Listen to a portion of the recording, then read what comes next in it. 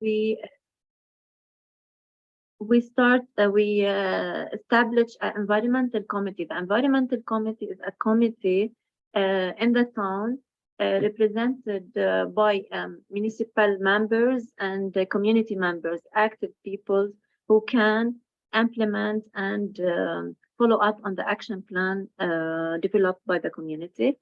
After that, the implementation phase of the action plan, and at the end, the evaluation of the progress of the implementation of the action plan, and we can build the capacity of the community and give them trainings to sustain and uh,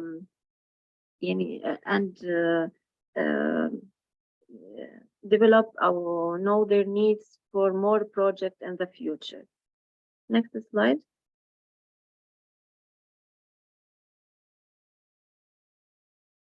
So since 2011, LRI started to work with individual municipalities, not clusters or group of municipalities. The strategy explained in the previous slide implemented in individual municipalities. After that, LRI developed a concept of twinning between two municipalities in the same region. This concept to develop the same goals for both towns or communities and work together to set the action plan and implement the activities, twinning activities, has same goals and has also the same goals for LRI. And in the same they can share experience between each other to protect and manage their forest. In the next step, LRI focused on the corridor concept. The corridor is a group of towns, a linkage between each other, the forest and the planting activities focused on this corridors. We have two corridors, North Corridor and Rashaya Corridor. After that, and then the same concept had been transferred to a landscape and fireshed work cluster and group of towns in the same region. For example, Hasbani fireshed. Next, please.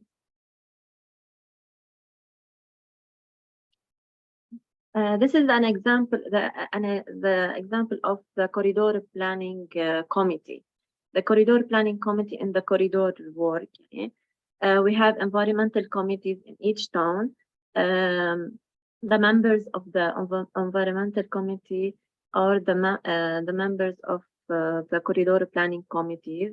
As I mentioned, they are from the municipalities representing NGOs, the local NGOs, and active members in the community. They set an action plan for 10 years, a strategy for them, objective for them, identify the stakeholders who can help them to implement the activities. We help them to build their capacities, train them how to write proposal, how to evaluate their activities or monitor their activities. And also we help them to find a fund for their activities or their needs. This is an example on how to we work with the corridor planning committee.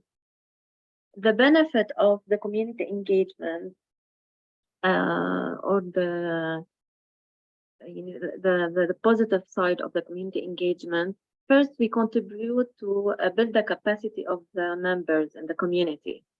And we prepare members to continue projects that started by LRI or by other NGOs also. To establish mutual trust between the individual and their local authority, like the municipality, for example. We're turning the issue of fire prevention, of any environmental issue, from public concern to personal one. Also, we allow young people, youth, women, to contribute to the planning and implementation of the activities, and we allow also individuals to express their needs. And we build the ownership for the sustainability in the future. The challenges of the community engagement. The first challenge, it take a lot of time to see the result of the commitment. We need a lot of commitment. We have challenge to find the proper community members to be in the community, the committees. We need a lot of education and awareness for the communities and the organization in the local towns where we work. And sometimes we have some conflict between the community and the experts. The experts mean the trainers or the expert give the community their experience on site.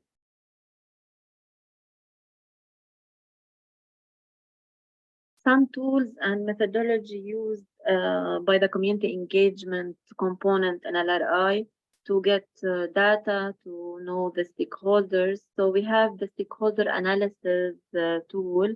It's a table where we can list the stakeholder in the town, their contact information, and we develop some information about their roles with respect to the project objective for sure, and attitude, interest, and the strategy to engage this stakeholder and participation of this stakeholder in our project. Also, we cover the 4 R's: rights, responsibilities, and the relationship, and returns to the project. This one of the tools we used for each activity and each project in LRI. And in this example, we have stakeholder analysis or mapping for each town. This is an example for Rashaya Corridor Planning Committee.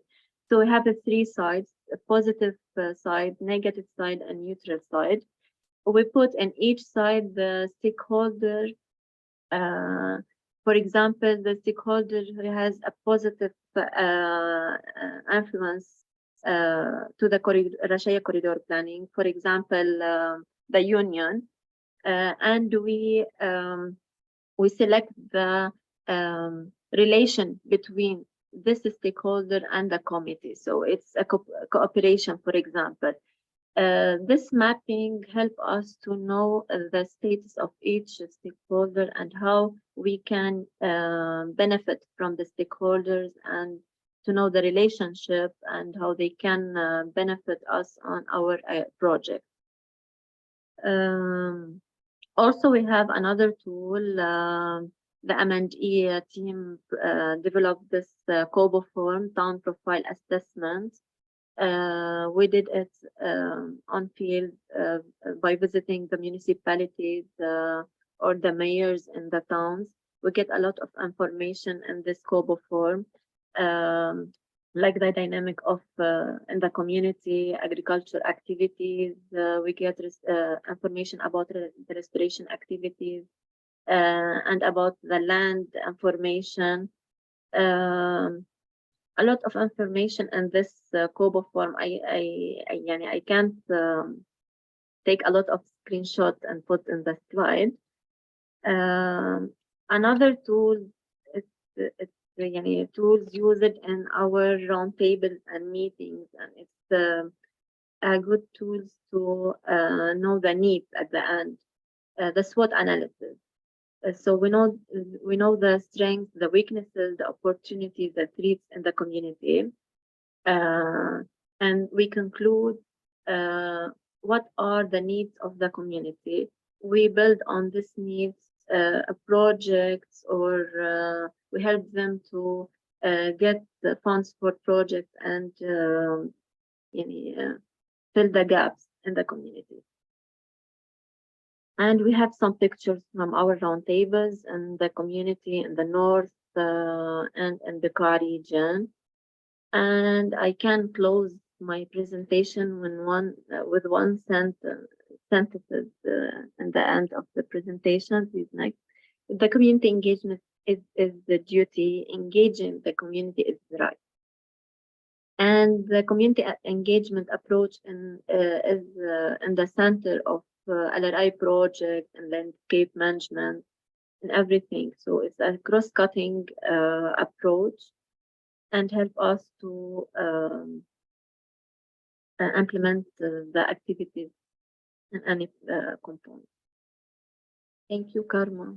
Thank you, Fatima. This is such a great reminder that a community-based approach is in the center of any project that we might be implementing, from landscape management, ecological restoration, overall project planning, implementation, and maintenance for sustainability reasons. Thank you, Fatima, for reminding us how important it is to have a community-based approach in the planning, implementation, maintenance of our project.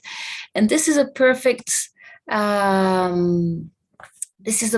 time to go into now how this community engagement approach is used within our landscape management approaches and practices. So a first practice and a first project that Sophie Mansour will be discussing is the agroforestry one, and how it was piloted as a nature-based approach for sustainable landscape management. Sophie, the floor is yours. Thank you, Karma. Good morning, everyone. So I'm Sophie Mansour. I'm the Senior Sustainable Landscape Management Specialist at LRI. I will be discussing, as Karma mentioned, about agroforestry and how LRI approached agroforestry 4 years ago as a tool or a methodology to integrate, as Fatima was mentioning, to maintain a stable community engagement in the regions where LRI is working. And notably, one main stakeholder within our communities is the farmer and the private land users and landowners, which we wanted to engage them in sustainable landscape management approaches. And agroforestry was one of the tools towards this sustainability of their land uses. So first, also I will be, throughout this presentation, I will be presenting one case study where we applied agroforestry as a pilot site to showcase agroforestry in Lebanon and how we can integrate forest and native species within our local contexts. Allow me first to just give a quick brief on the status of agriculture in Lebanon, which, as you can see in the pictures, it is commonly a monoculture practices across the landscapes, heavily mechanized, which depletes the resources of the soil, of the water, etc.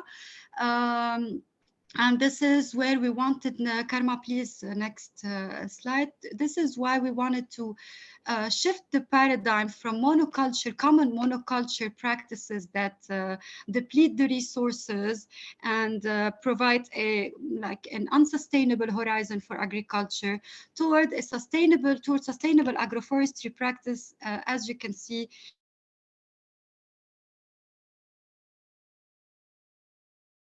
So next slide. So to do so, definition on the common agroforestry definition, which is of course the deliberate integration of woody perennials, fruit trees and forest trees, along with herbaceous components and animals, all integrated on the same piece of land. In Lebanon, we wanted to highlight specifically within our agroforestry approach on the use of native species within agroforestry land use practices, diversification of trees and crops, and the use of climate suitable species within our designs. So to do that, I will just give through this presentation the case study of where we first piloted actually agroforestry in Ma'ne with one of the landowners, one of the farmer of the Bekaa area in Lebanon, in Ma'ne. The landowner also partnered with a woman farmer of the area to establish this pilot agroforestry site that you can see, and which I will be discussing more in detail about. Karma, please. Okay, so first, Ma'ne is a village that falls in the Bekaa area of Lebanon. Bekaa is the agricultural area of the Lebanon, where agriculture is mostly abundant in this region. However, Ma'ne is one of the arid villages where it's at an elevation of 1,000 meter, and in this village we piloted this 30,000 square meter site. Karma, next slide, please, to show the site, please. This is the site that we have chosen, of course, throughout as a very solid and transparent selection criteria in engaging that consisted of social, economic, the criteria of the landowners, and we have received several applications, and we came upon this landowner who was able to cost share the cost of implementing this site, who was willing to integrate and sustain new practices on his land to showcase a pilot agroforestry site. The initial conditions of the site, as you can see, it was an abandoned agriculture land. Karma, please. It was an abandoned agriculture land, occasionally planted with monocrops. Karma, please, the previous one, sorry. Okay, occasionally planted with monocrops. This monoculture practice at some point defertilized the soil, and this site happens to be within an arid environment with extreme temperatures in the summer and the winter. So therefore, along with the next slide, please, Karma, along with the landowner and within a participatory approach, we came up with those agroforestry restoration objectives on the land. We wanted to pilot agroforestry on the site to encourage the investment of farmers in abandoned lands through a nature-inclusive farming concepts. We wanted to protect the land production and the productivity of the land from the harsh environment conditions, the wind, the frost, the summer heat, etc. We wanted to show how a diversified land productivity can be implemented on one side, as opposed to common monoculture practices across the landscapes of Lebanon. Also, we wanted to encourage free-range poultry production on this land, as the landowner is also a poultry producer. So we wanted to bring his expertise also to the site and integrate the animal component on this agroforestry site. Also, we wanted to introduce the plantation of native trees within the farming plots and on the agricultural lands of Lebanon. Next slide, please. Okay, so this is where we, of course, after several assessments and surveys and participatory designing sessions with the landowners, we came up with this design for the land, adopting an agri-silvo-pastoral system, which means a combination of the three elements of agroforestry: the tree, the herb, and the animals. In this case, both the fruit trees and the forest native trees were integrated in this design, along with crop and pasture for the animals, while as well integrating, as I mentioned, the animals, which is in this case the chicken or for poultry production. Okay, So in this design, as you can see, we have established a multi-layered windbreak to protect the inner land, the plantations from the climatic conditions, the wind, the frost, and to conserve the humidity, especially because this land is falls in an arid environment. In the inland plantations, we've adopted an alley cropping, intercropping fruit trees with crops and pastures. I will be discussing about that in a bit. Of course, a space for a chicken coop to engage the animal component and to allow a free-range poultry production on the land. And in a couple of spots, we have to increase the diversity of the site or the plot, we have established some like mini forests or natural spots of native forest trees, as you can see in the design.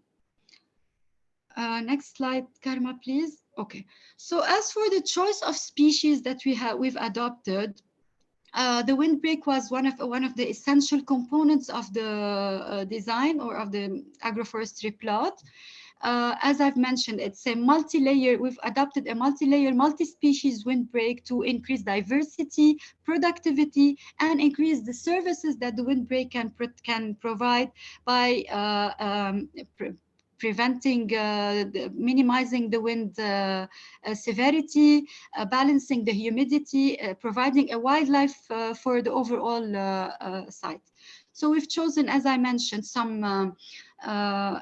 some forest species like the cypress and the Celtis australis. The Cupressus sempervirens is the main species adopted to provide the windbreak services, as it is an evergreen tree, which will provide the windbreak service in the winter season. Celtis, pomegranate, crataegus are trees that will also diversify the site. But also will provide direct products from the land, overall land. Next slide, please. For the alley cropping fruit trees, first, as you can see, it's we didn't to encourage, you know, breaking the paradigm of monoculture. As you can see in the design, several colors are chosen, which of course refer to several types of fruit trees. We have chosen almond, jujube, fig, olive, which are all suitable for the area, commonly planted within the context of Ma'ne, require little irrigation requirements and little maintenance requirements. One note that we took into consideration to optimize the light resource on the site is to follow an orientation of north-south orientation of the alleys, which will provide the optimal you know, sunlight resource for the trees when they are planted in the alleys that you can see. Next, please, Karma. Okay, within intercropped between the trees, the alley trees, we have established a herbaceous component between the layers of the trees. We subdivided the land into two sections, Section A and Section B. In Section A, it was specifically dedicated for the forage for the poultry production, where a plantation, a mixture of barley, oats, vetches, alfalfa were planted between the alleys of the trees. And in Section B, it was dedicated for herbaceous medicinal and aromatic plant production, like lavender, thyme, sage, and rosemary, to produce a herbal infusion product, which my colleague Mirai will talk about in a few. Next, please. Okay, to establish this design, of course, we started with the land preparation, the common practices of land preparation, weeding, removing the stones and weeds from the soil, first ripping and tilling the land, and overall increasing the fertility of the overall land with the compost. I'll be talking in a bit about this. Next, please, Karma. Okay, specifically in the land preparation, we wanted to give an importance to the windbreak, where just to give it a little boost for the windbreak to increase or make a growth of the windbreak to a little bit faster than the rest of the trees, as it will be providing the essential services for the site. And this is why we adopted sort of deep trenches that you can see on the picture. Those deep trenches were digged in the soil at the borders of the site, like a 1 meter with a 1 meter depth, and the holes or the trenches were mixed in compost to increase the fertility of this section where the windbreak will be established. And this allowed us, next slide, please, Karma. This technique allowed us to move from a 1-year-old seedling that you can see on the right of the slide to a height that you can see on the second picture in within a 1-year time frame. Next, please. Okay, another also land preparation step that we adopted is to fertilize the overall land with an application rate of compost at 20%, especially that as I've mentioned, the land was heavily used with monocrops, and the resources and nutrients in the soil were depleted. So we've applied an application rate of 20% of compost to fertilize the soil prior to any plantation. Next, please. Okay, to plant the alleys of the trees, as I've mentioned, we adopted a north-south orientation that we follow at the shade of the midday to define the alleys of the trees, the fruit trees. Another note was, as you can see, between a row and another, the inter-row spaces were a little bit maximized as much as possible to allow corridors for the herbaceous components, whereas the intra-row spaces were a little bit decreased. The trees were a bit intensified within the same row of trees, and maximize between one row and another to allow a space for crop production. Next slide, please.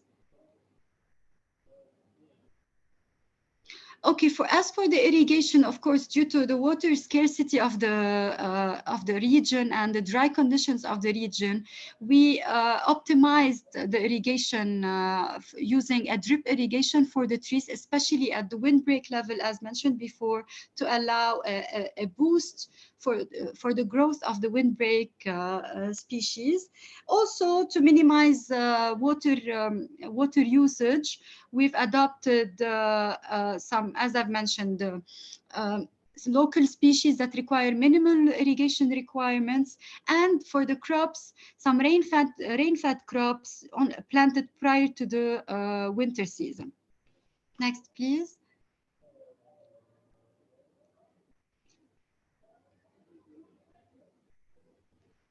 Okay, so yep, this is the site, the Ma'ni site it's currently under development. As you can see, the rows of trees are growing. This is a winter picture of the site. As you can see, the windbreak is starting to grow and be established. And yes, Karma, next slide. I wanted to conclude with this simulation of the site, as you can see, where we are hoping to become sort of an oasis in the midst of this arid region, to encourage farmers to adopt agroforestry, nature-inclusive, sustainable agriculture practices on their lands. Thank you very much. That's it from my side. Thank you so much, Sufi. This is amazing to see that how we can actually work on private lands, because we know that we always have some limitations to work on private lands. especially related to ecological restoration and restoring key ecosystem functions. So this is just a perfect example how we can start on a small scale and just have something to showcase for the rest of the private landowners, especially farmers, because they are a big part of our community, and how they can support with restoring some of the key ecosystem functions, and at the same time benefiting them on a more social and economic level. So this was a perfect example for especially engaging the community members that have private lands in the area where we are targeting in our project. Now it's the perfect also segue to go, and I do apologize for my slow and changing the slides. But now we will go with Abdul Nassar, and we will start talking about more now. We talked about the private land and agroforestry. Now we will target more public lands and the sustainable use of forest products in public lands. So Abdul, please, the floor is yours. Thank you, Karma. Thank you, Sophie. So we'll be speaking about two things today: how we did the forest management approach and the case study, which is the Mizyara town. Next, please. So if we want to speak of cost only, it takes only around $8 to maintain and improve one existing tree. Instead, if you want to plant a tree with maintenance for at least 2 to 3 years, it costs us around $22. Thus the importance of conserving and managing existing forests. So the approach that we developed, it was under the LIF USAID project, and we worked in areas, as Fatima mentioned before, the corridor towns that we developed, and 3 fire sheds: Nahr al-Kalb, North Fire Shed, which includes Nahr Abu Ali, and Rashaya Fire Shed. And every fire shed, it's a sum of towns. Next, please. Okay, so as a first step with the mapping exercise. The mapping exercise, we took the land cover layer of 2013. It's not the most updated one, but it was the most relevant that we have at LRI. We took all the layers related to vegetation, forest, and so on, and we selected them. In parallel, we have the forest criteria. So we selected several layers, and we'll go one by one. So we excluded the towns with forest cover above 100 hectares because it's a very large surface. We will not be able to cover it within our project timeline. We excluded towns that they have already ongoing forest management activities with different partners, so we have more equality and equity spreading forest management across Lebanon. Border towns, we excluded them because their border is not final yet. High security towns and areas that do not encourage USAID project are also excluded.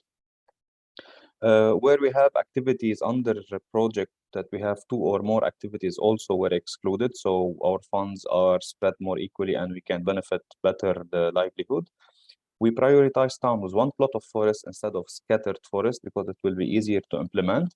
We excluded the cedar land cover because under the law we are very limited on what we can do or what kind of intervention. And the areas that have snow cover more than 2 months, it's the implementation time, it's limited, so also they were excluded. Following that, we did ArcGIS work, we did the code, we implemented it, and as a result, we got, as we can see in the table, in every town, in every fire shed or CPC or whatever, a number of forests. So let's say we have 18 forests in Nahr al-Kalb and 14 towns, which means we have 1 or more towns that they have 2 or more scattered forests. In the north, we have 9 forests under 8 towns. In Rashaya, we have 14 forests distributed across 10 towns.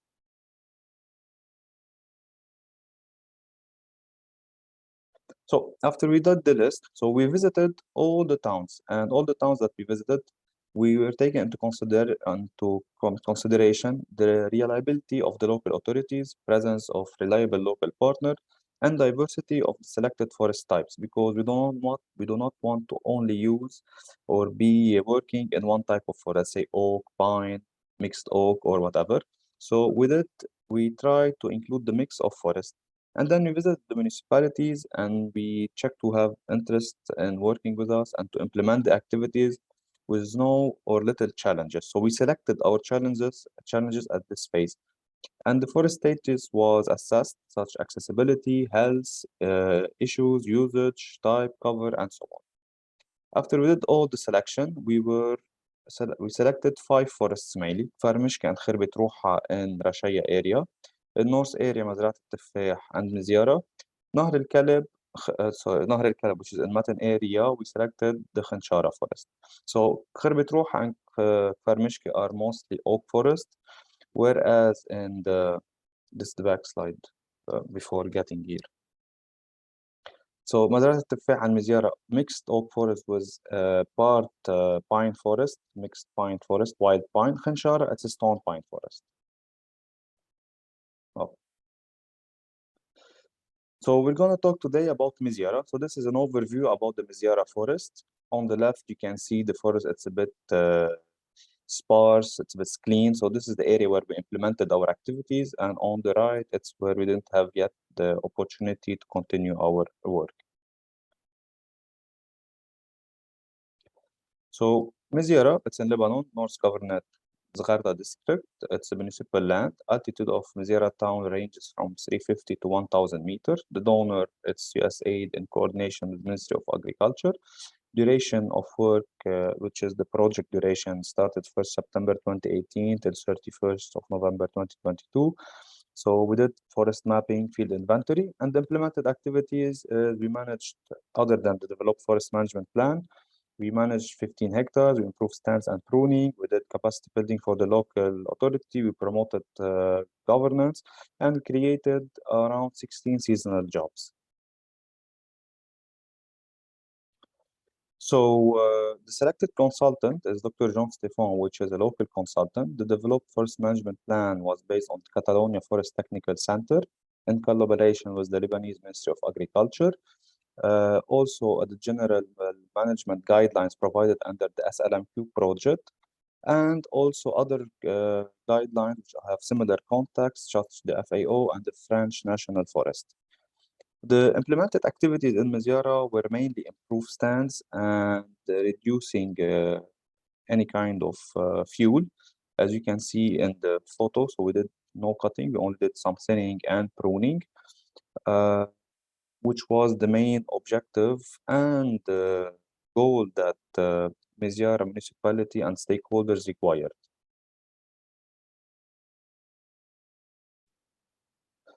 So this is a satellite image of Mizyara from above. So we can see in red, which is the implementation area that we worked in 2021.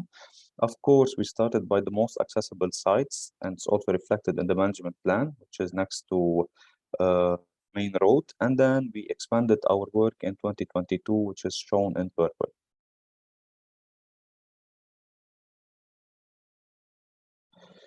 So we got the opportunity to do cost analysis because at the first phase of our work, we had difficulty of doing the cost analysis. As you know, we had the economic crisis and the exchange rate of dollar to Lebanese pound was variating.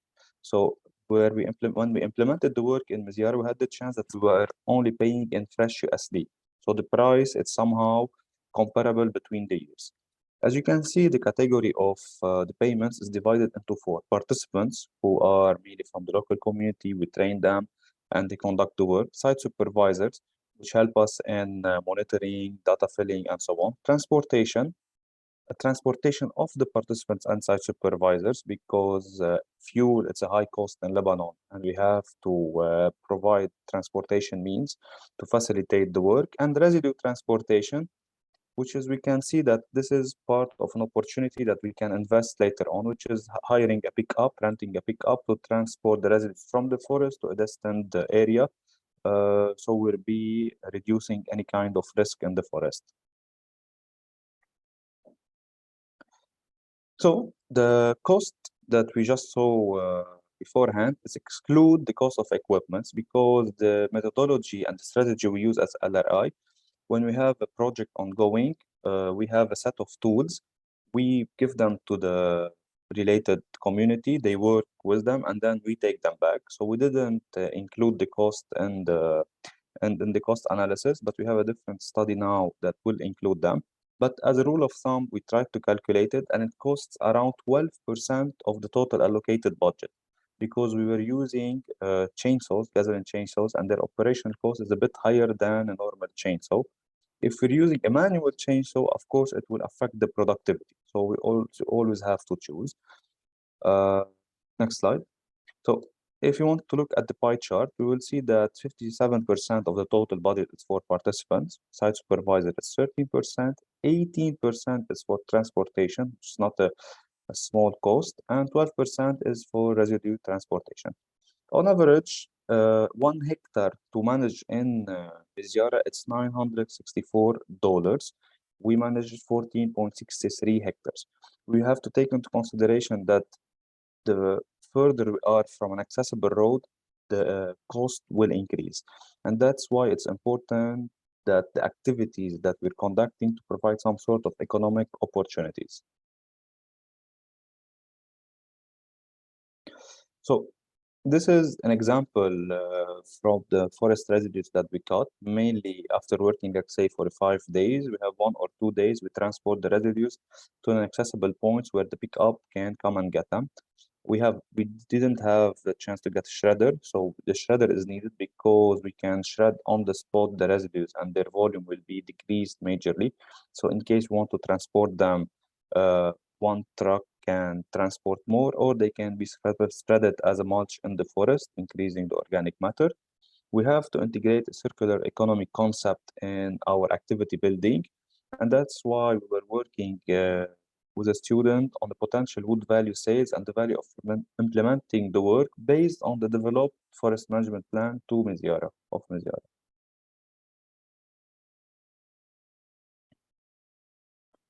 This is a photo of the forest after it's being managed. And just to note that we have 2 local shepherds, and we have the opportunity early spring, they pass in the forest. So let's say they maintain a low vegetation level. And at the beginning of winter, while they're going to the, let's say, coastal area, they also pass in the forest. So that's why we have the understory, it's very well maintained. So we use natural methodologies. And it's for free. Okay. So as a conclusion, it's very important to have forest management planning in Lebanon for all public forests to assess the natural resources.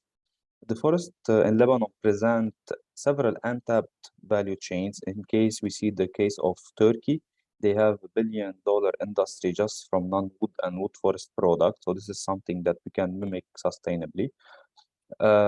Managing forests should come with agriculture residues output, because mainly the outputs from forest management are not enough to have an economically viable, let's say, industry. So we have to network with local agricultures and farms and so on to develop such briquettes, compost, wood chips, and many other byproducts.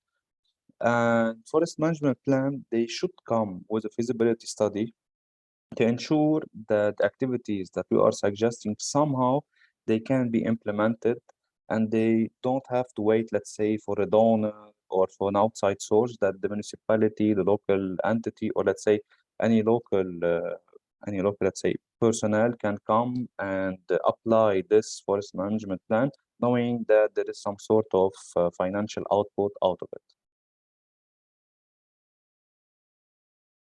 So the very idea of managing a forest in the first place is oxymoronic, because a forest is an ecosystem that is self-managing.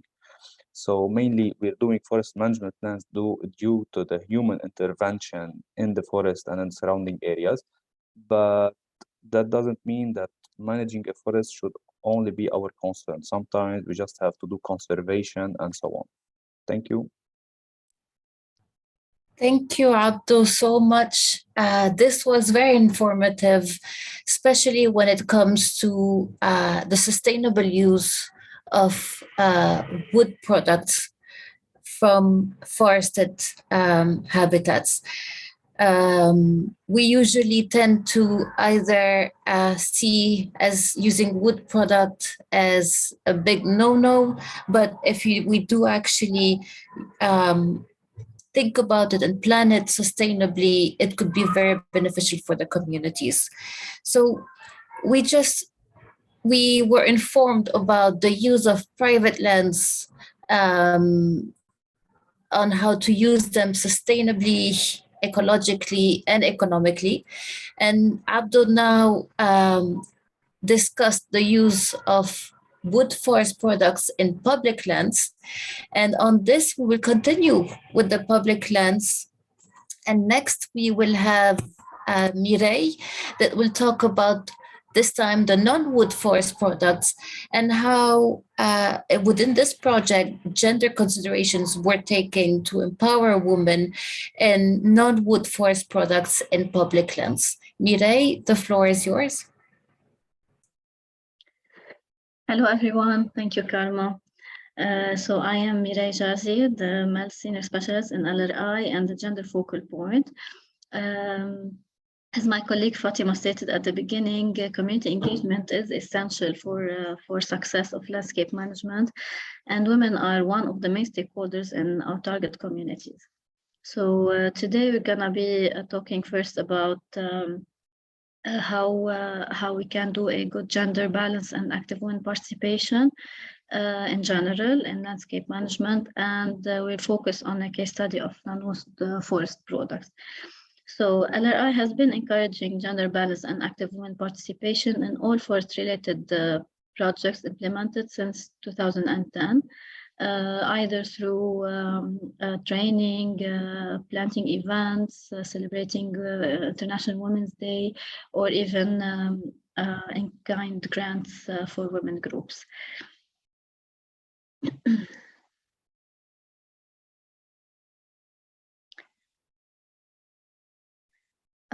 So LRI, through its gender policy and gender mainstreaming strategy developed with the support of USAID-funded project, we aim at making women's as well as men's concerns and experiences an integral dimension of the planning, design, implementation, monitoring, and evaluation of any forest restoration or landscape management activities and projects.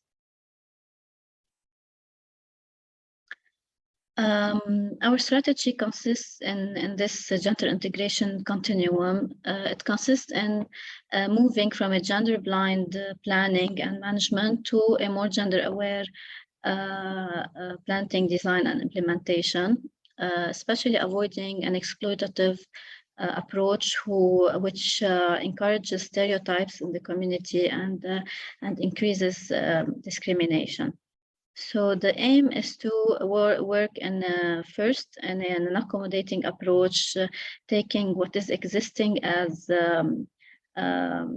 roles in the community for women and men, adapting them and moving towards a more transformative approach to change the roles into a more positive gender role in the forest restoration and landscape management sector. So we have better gender equality in this field.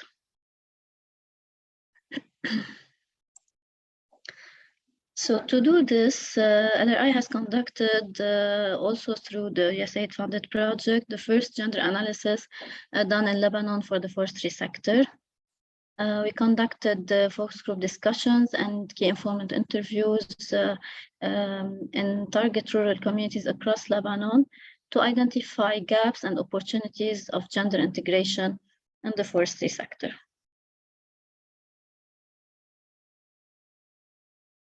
Gaps identified were very interrelated and varied in levels between different communities depending on the grounds and the type of community, etc.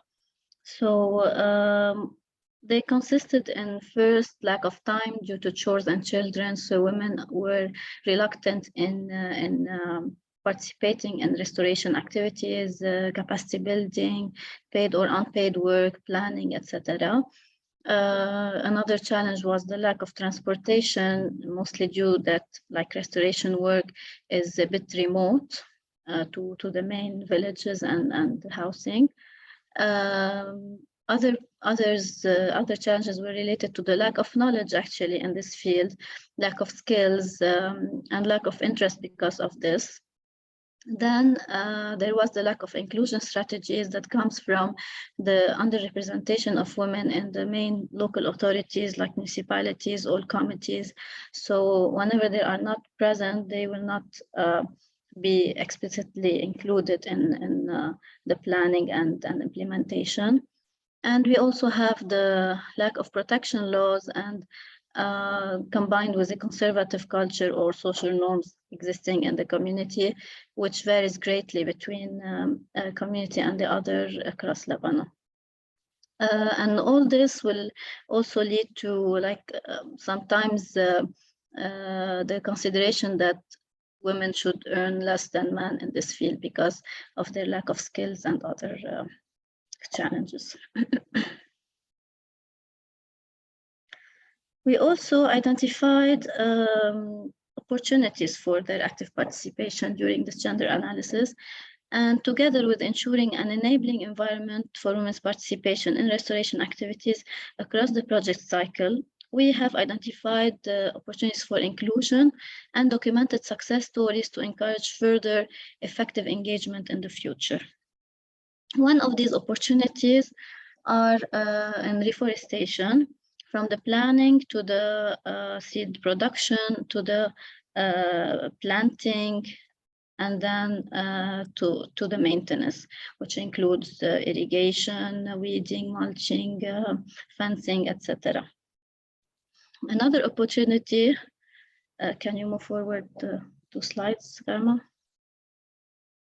Okay, so here we can see the fencing, and the second opportunity was the capacity building, whether in reforestation and fire prevention and any other forest management, etc. Capacity building was most essential to integrate women actively in the sector. Environmental education and awareness is also essential on the household level, on the community level, and on the national level.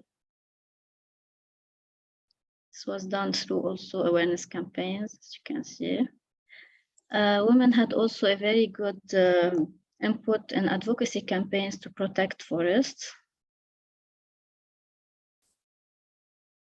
We have rural tourism success stories where women were champions,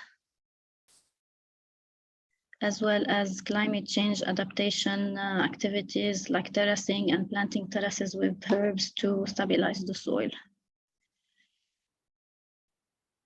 And finally, we have the fire prevention and forest management opportunities, which includes wood forest products that my colleague Abdo talked about previously, and now we're going to talk more about the non-wood forest products. So here are the wood products, from pruning, cleaning, shredding, etc. So there are several ways to produce non-wood forest products from the forestry sector and landscape management. First, the agroforestry component that my colleague Sophie talked about, and then, can you go back, please? So we have the agroforestry sector, which we can produce non-wood forest product. We have the beekeeping sector, where we had also an intervention with a women group with the success stories. And we have the medicinal and aromatic plants sector, which links to the beekeeping, being like forage for honeybees. So the map, for this case study, we talk about map, and we focus on the experience we had implementing this process. We started with a map assessment for the last 3 years, and we have been working with rural women on the process to evaluate the economic, social, and environmental benefits of including them in the restoration work. It started with a map assessment, then with planting of the herbs, then a technical training on planting, collection, and the use of equipment for processing, Then we continued with marketing and pricing training towards the production of the actual products. So the map assessment process brought together women from various generations to discuss the types of plants available in their villages and come up with a rapid assessment of their uses, biodiversity status, and economic potential. It started with a rapid socioeconomic survey, asking the women if they have plants in their area, what are they, do they collect, is it their task, the task of men or women, and if they are a collector, any challenges faced during collection, if they process and sell the herbs, what products do they produce, if they cultivate them or they collect them in the wild, what kind of equipment is needed, is it a large scale planting or a small scale, if they have a cooperative specialized in MAP or what are the needs to have a cooperative that is successful, and about the markets that are available, etc. The second exercise consisted in doing a species selection exercise to check the existence of the main local species that exist in Lebanon in each region, the interest in them, how much do they know about them, or there's some information about them, their economic value. Yes, next slide, Karma. This is the species selection exercise, and finally their status, if they are, if there is any endangered concern about them for sustainable harvesting. All this resulted in the identification of 17 MAP species of high value in the target communities, and a user-friendly guide about each species and their benefits. This allowed us to select the main species to use in economic interventions. And through this, we selected 4 women groups from 4 regions in Lebanon to support through planting training and implementation, where we planted in our reforested sites, and where we used the public lands. Can you go back a bit, please? Where we use the public lands to plant species.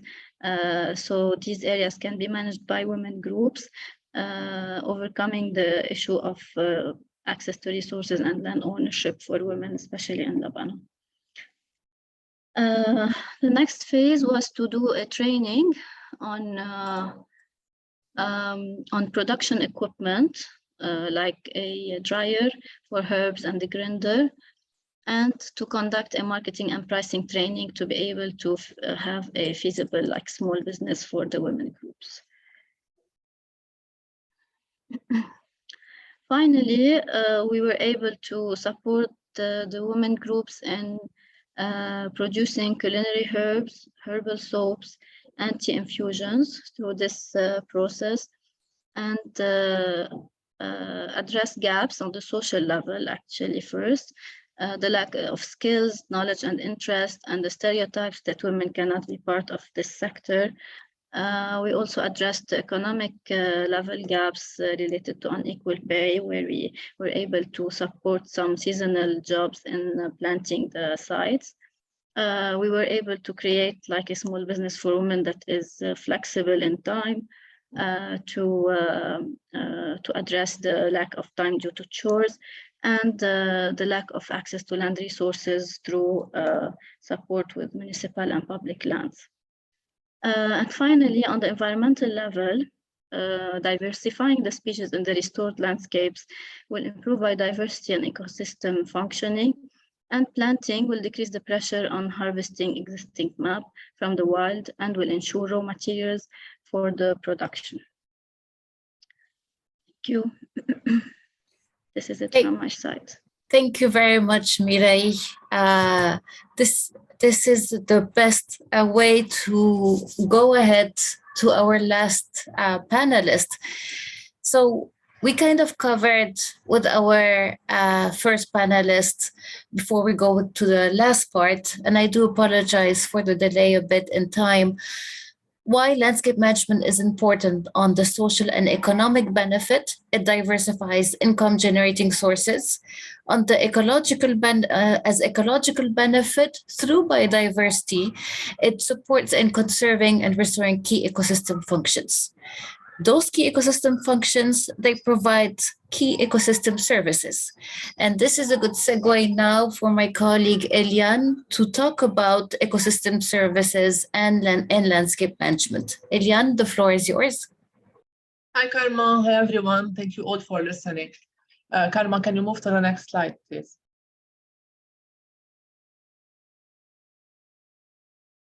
Yes, thank you. So as my colleagues highlighted in the presented case studies, there is definitely an undeniable link between functioning ecosystems and people who interact with them. And to clarify this link with a specific ecosystem, in this case, forest, we at LRI, under the USAID-funded Livelihoods in Forestry project, developed and disseminated a study that outlines this relationship. And through this study entitled Mapping and Valuing Forest Ecosystem Services in Lebanon, that we conducted with the support of environmental economist Lucy Emerton, we wanted mainly to fulfill two main purposes. The first is actually to disseminate to local and national stakeholders the importance of forests in terms of their contribution to local and national economic activities, by taking a deep look into the relationship between existing forests and beneficiaries, by going beyond the traditional provisioning services and tackling other service categories, and by highlighting geographical buffers when it comes to the translation of services into benefits. The second purpose actually is to get inspired from these drawn relationships to design financial streams to fund conservation. Next slide. Thank you. And we conducted the study between about mid-2019, a bit earlier actually, and end of 2020. During this time, so many events happened that actually conditioned how far we can go with our study and to which extent we can engage stakeholders in our approach. To name a few barriers here, we had very limited to no access to the field, either due to the ongoing nationwide demonstrations in 2019 or the full lockdowns at the beginning of COVID-19 surge in Lebanon, which means that we had no way of using primary data in our methodology that I'll talk about next, as well as we couldn't do as much engagement with the beneficiaries as we would have in normal circumstances. Another major setback is the continuous devaluation of the Lebanese lira against US dollars and the so many conversion rates that exist on the market today starting November 2019, which actually makes it almost impossible to compare values to the present. Despite all these circumstances, we were able to apply the heart of the framework that you see now on the slide, based on secondary data, on internal exercises with LRI team members, and on one-on-one discussions with experts and key stakeholders. This framework is based on three main pieces. The first one deals with the context of the study and its purpose, which is actually a very crucial piece for us to know what and who our study will serve at the end. In our case, we wanted to advocate for forest conservation and for expansion of forest areas as well. So we identified through an internal exercise the key forest ecosystem services that might be best to tackle to respond to this purpose. And this was a long list, obviously. And we also thought of the key beneficiaries of these services, of how these beneficiaries benefit from these forests, and how might they be positively or negatively impacting the forest area that they interact with. The second piece was to focus, based on data availability and time, on a number of ecosystem services from the pre-drafted list and work on their valuation, while ascertaining the plausibility of the provision of these services based on forest characteristics and relationships with beneficiaries. And finally, the third piece was to argue the benefits of forest conservation through the obtained results and disseminate these findings to key stakeholders. Next, thank you. So We ended up studying 4 main services, which are forest honey, forest tourism, enhancement of air quality, and carbon sequestration and storage. And by that, we covered 3 categories of services. With forest honey, we applied a direct market price approach based mainly on the average gross market price of forest honey types sold in the market and on average annual production of forest honey per district.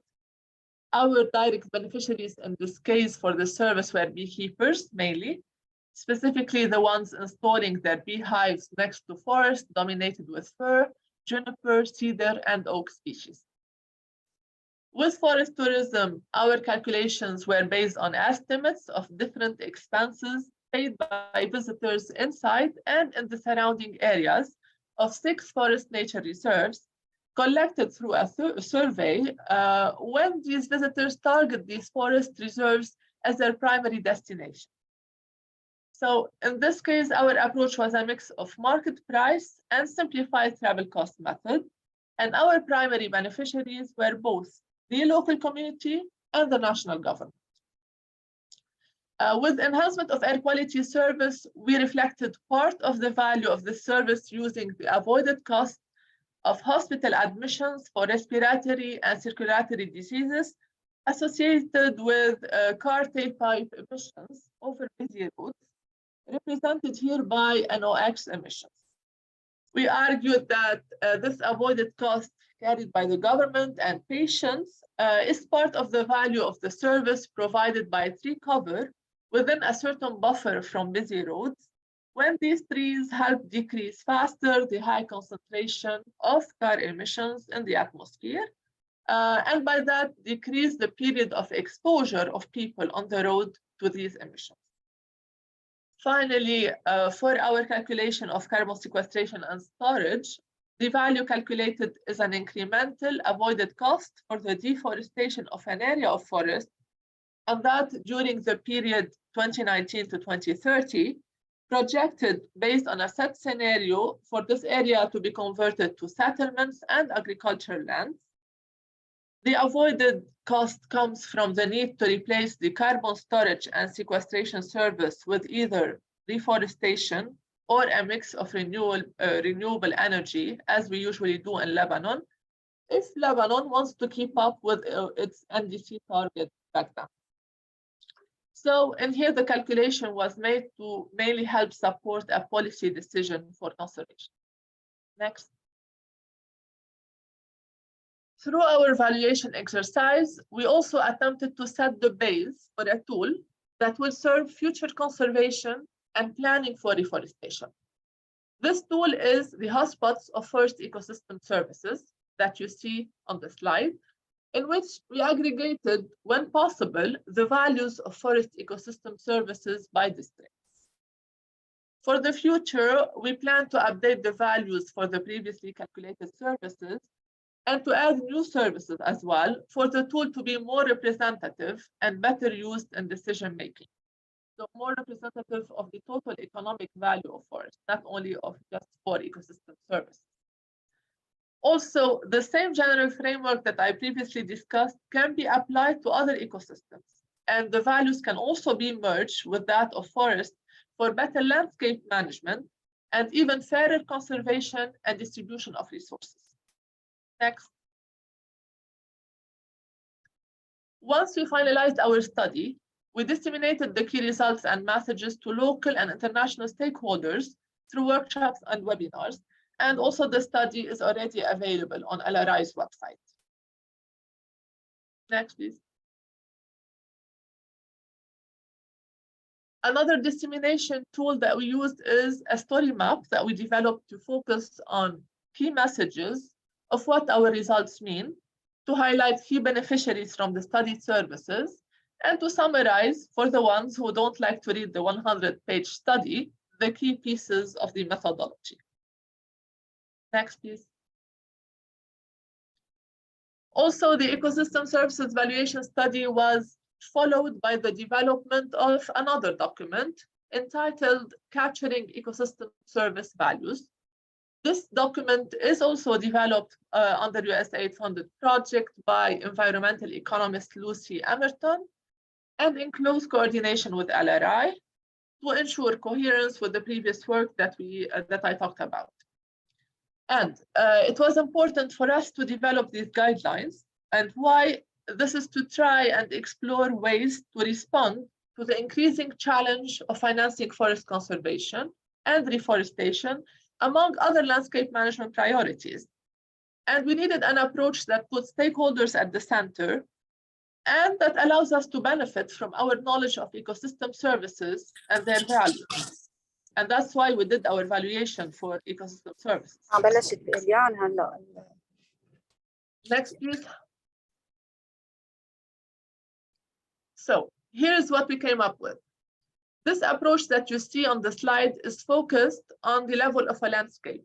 More specifically, we targeted protected areas and any forest with management plans and clear jurisdictional boundaries. And these are key words here.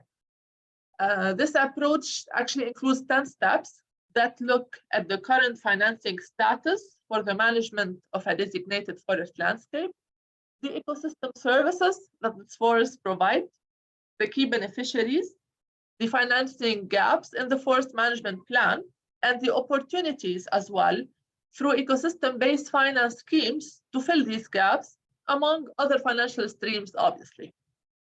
It also supports a fairer distribution of costs for conservation between different cost bearers and beneficiaries. And since it is an approach rather than an applied example, forest managers have the possibility to learn through its application and to repeat and enhance this exercise. We have, as LRI, already disseminated these guidelines to different stakeholders and even provided trainings to protected area managers who requested it. And we are following up with them to apply this approach once they finalize their updates for management plans, for the management plans of their reserves. On a final note here, this approach can be applied to any ecosystem with good management plan and clear management, and of course with clear jurisdictional boundaries, helping to fund landscape management activities. Thank you. Back to you, Karma. Thank you very, very much, Eliane. This was the perfect ending for this webinar, and it summarizes again this slide that I will put again. Why landscape management? Landscape management has social and economic benefit, and it has also ecologic benefit. Landscape management can be done on private and public lands. It could diversify income generating sources, improve conservation of biodiversity, and thus restoring key ecosystem functions. And such as what Eliane was mentioning, provide key ecosystem services that in turn will also improve income generating sources. So this has been wonderful to see with our panelists, and I do apologize that we took a bit longer. There's a lot of information to be shared, and we will have 5 to 10 minutes to try to answer some of the questions. However, before we go to the questions, I just wanted to thank everyone for joining all of the webinars so far.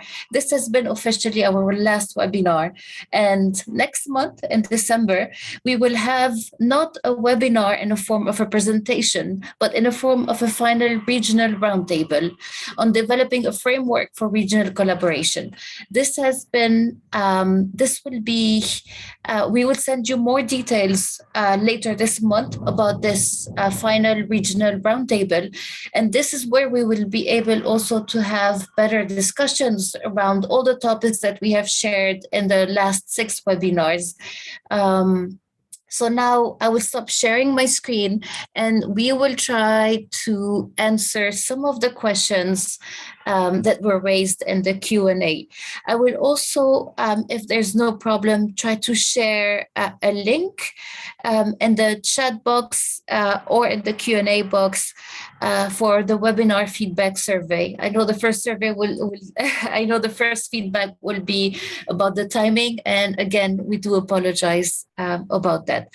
So if it's okay with everyone, we will go ahead and answer some of the questions. And I think also my colleague Abdo will support me in reading some of the questions. Yes, so Karma, so to follow the chronological order, Mr. Bashir Mahmoudi has two questions for Fatima, and it's about the stakeholder and community engagement. When does it start? And if we engage the role of schools.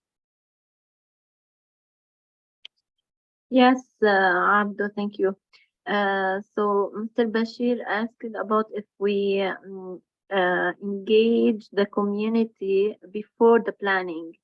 So yes, the community developed the action plan and they implemented the activities and not, and also they planned for the activities and not us. That's one. And for the school and the scouts, maybe I didn't mention that, but we do a lot of awareness and activities with the school. Maybe it's not a strategy, a clear strategy, but we did a lot of awareness in the school and we engage the students in our activities. So maybe later on we will have, and we work now on a strategy for schools all over Lebanon with our team.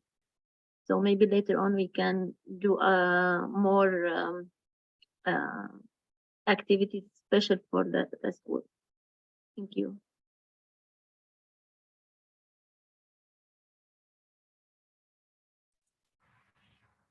Thank you, Fatima. Should we go ahead with the next question?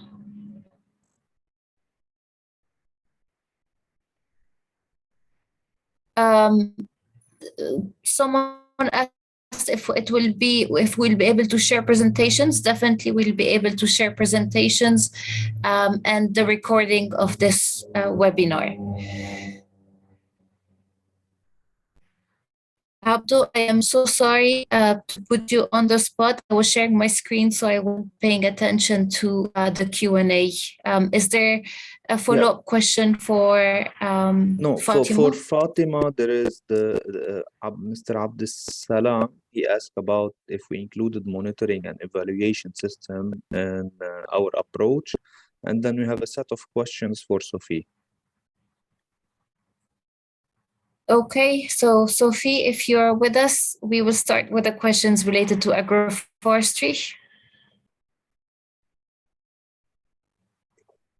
So Sophie, we have from Mrs. Natalie Haddad about the crop rotation, if it was integrated in the agroforestry projects.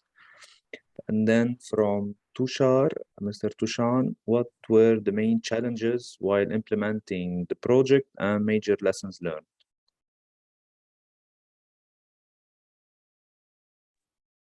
I think due to the internet connection, we are losing Sophie. We are having bad weather and some bad connection.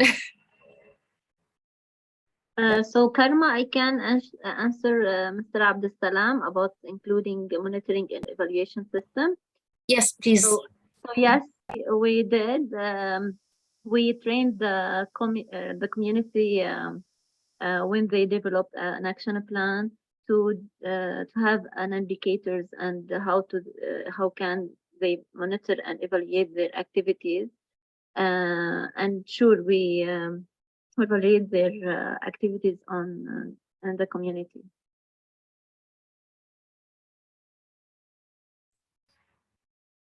Thank you very much, Fatima. And I know we are running out of time, but we are getting also some great feedback from the presentations.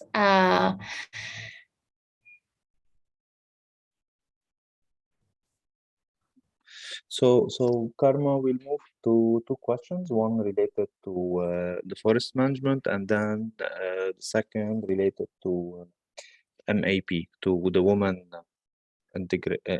inclusion. So regarding Tushar, it's the post-project implementation plan and completion, how the community will govern. Mainly, that's why we use promote governance, because what we did is the forest management plan is in English. We translated into Arabic, which is the national language. Then it was presented to the municipality, which was approved as a plan for the forest of Meziara. And the plan was reviewed by several stakeholders. And then we're doing thesis to promote, to give them numbers that if we implement, let's say, this much of surface, we should get this much of wood outcome. And so they can have some sort of circular economy. So we're giving them all the information and knowledge that they need in order to continue. And throughout the project, we train them about the good governance, how to submit a pruning license, what are the procedures, what to do, what not to do, when to prune, what is acceptable and it's not acceptable. So this is from our side, and can move to Mireille. Okay, thank you for your question. If I understood it well, we did not, we work with a bottom-up approach with the women groups. We didn't choose ourselves the small businesses. The women already produce those kinds of products for their own households, but we wanted to move it a bit forward to make it more economically feasible for them by supporting them in in-kind grants, by giving them more knowledge about the species, their uses, and how to sustainably collect or plant the herbs in a way that is more economically feasible.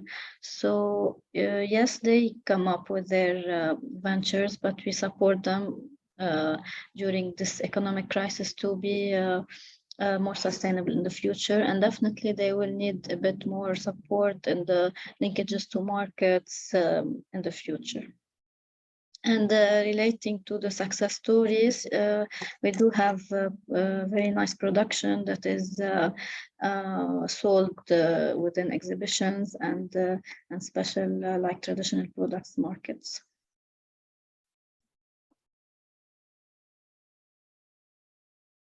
Thank you very much, Mireille and Abdo. Unfortunately, I really don't want to take more time from anyone else. However, if there are no answered questions, I have put in the chat box right now for all questions, please send an email directly to this email and we will make sure to answer all of them. This is a promise from our side because I know we are running out of time, but please do email us with all your questions regarding the agroforestry, the forest management activities, ecosystem services, and community engagement. And we would be more than happy to answer all of your questions. So again, the email is in the chat box. I just sent it to everyone now. And we will be happy to answer all the questions. Thank you again for all of our amazing panelists for giving us such great information.